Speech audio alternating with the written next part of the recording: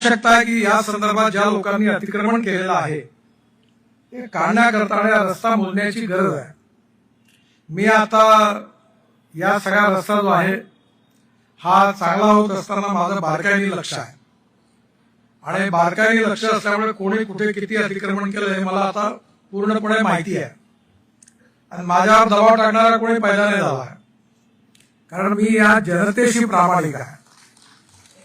ही आपल्या सगळ्यांना चांगली सुविधा प्राप्त झाली पाहिजे, आया बहिणी सुरक्षितपणे फुटपाथवरून चालू शकल्या पाहिजे, ऍक्सिडेंट होता कामा नये, आपल्या जीवाची रक्षा झाली पाहिजे। या दृष्टिकोनातून हे दोन्ही आदर्श रस्ते करण्याकरता महानगरपालिकेने सहकार्य करावं अशी माझी कमिशनर साहेबांना विनंती आहे। त्याचबरोबर या रस्त्यामध्ये एक चुकी राहून गेली, चूक कबूल करायला काही हरकत नाही। जेव्हा हा लिबर्टी समोरचा उड्डाणपूल आपण बांधला